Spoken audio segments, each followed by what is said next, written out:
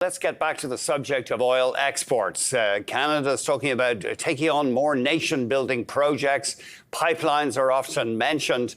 However, building pipelines in Canada, oil pipelines, will be difficult because of emissions caps and industrial carbon taxes and regulatory blockades. Let's get more from Darryl McCoubrey, Vice President, Partner, Senior Analyst in Energy and Pipelines at Veritas Investment Research. Darryl, thanks very much indeed for joining us. Well, thank you for having me. You look at the prospect of Canada building significantly more oil export pipelines, and you say it's going to be tricky. Yeah, I mean, precedent has taught us that. I think when Kinder Morgan divested the Trans Mountain expansion pipeline to our federal government, the key rationale there had nothing to do with, the ongoing debate for liquids demand. It was that the development risk was so high that only our federal government could really carry the project forward. And so that probably still prevails today, especially relative to a risk we might see with a natural gas pipeline. That's interesting. Why are oil pipelines more difficult? Because a spill is seen as more damaging?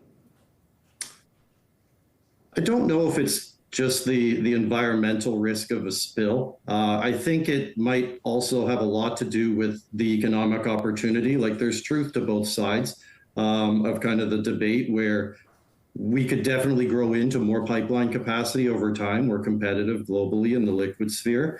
But when you look at the spreads between our very discounted captive natural gas in Alberta and compare that to international markets like in Asia and in Europe, I think that's where more of the private sector interest might be.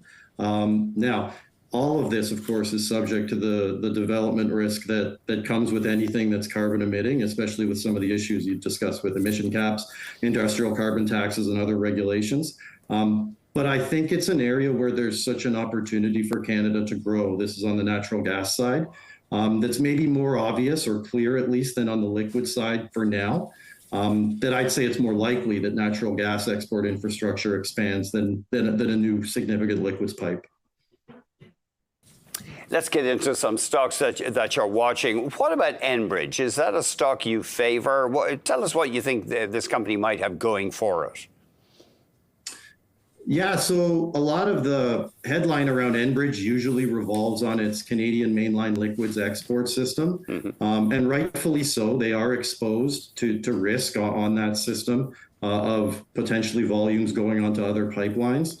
If there were a new significant oil pipeline built, like one to Prince Rupert maybe, that might be envisioned with the story you were saying on Japan and the refinery. Those sort of projects could be a risk to Enbridge, and I think that's why you kind of see Enbridge out front with the Premier of Alberta saying they'd like to participate in that growth, and that they maybe see the risk of any barrels moving from an existing pipeline to something new might impact their existing capacity. They may not be as highly utilized. And so I think they're interested in development there, but I think it's the natural gas story at Enbridge that really underpins our confidence that the stock's going to grow value in the near term. 90% of its capital spending going forward is geared toward natural gas. Wow. And on the volume risk that does cloud the Canadian mainline liquids system, it does operate a bit like a utility in that they have a set kind of target allowed ROE range. And so if volumes were to drop to an extent where they weren't earning their base minimum allowed ROE, they would be able to hike the tariff to recover some of that losses and earn what's considered a fair return. A lot like the regulated utilities like the Fortis and Emera's. That's interesting. Enbridge's heavy emphasis right now on natural gas. Actually, I forgot to ask you about one thing. Sorry, just to loop back to the oil pipelines for a second. Enbridge, of course, is in oil pipelines in a big way. Thunder Bay, Ontario, has been mentioned as a possible terminal for a pipeline from Alberta. And you say that's an intriguing idea, partly because of Thunder Bay's advantages. It has quite a few ice-free shipping days.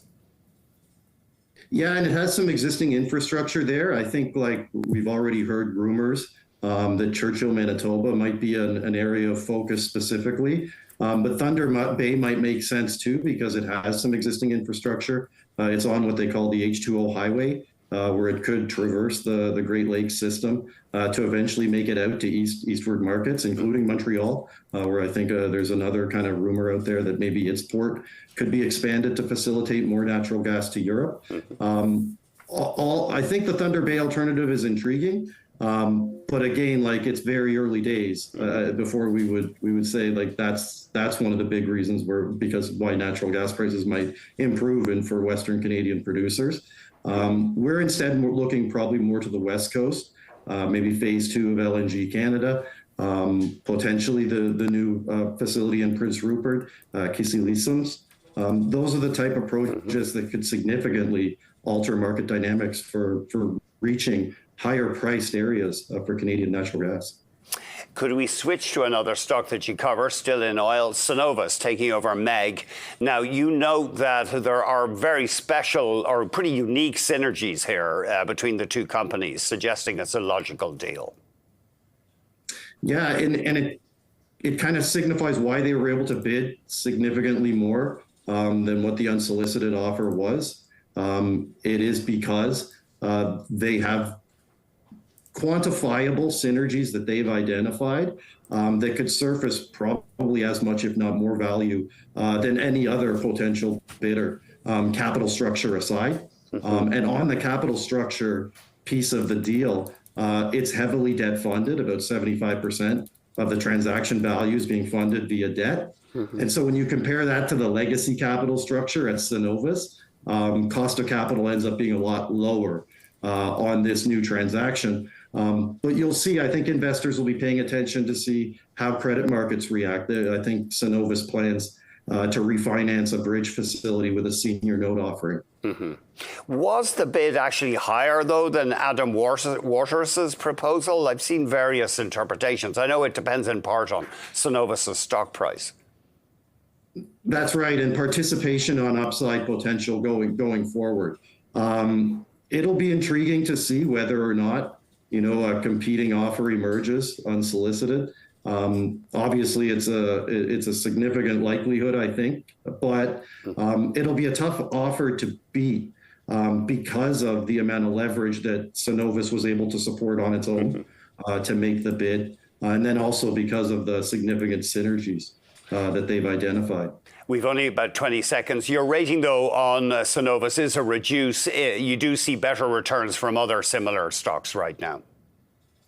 Yeah, it's hard to get excited on some of the liquids names just because oil prices are clouded, I'd say, by the OPEC Plus issue, and then also what the ultimate impact of tariffs will be on demand for oil because of potential economic growth and then lower economic growth.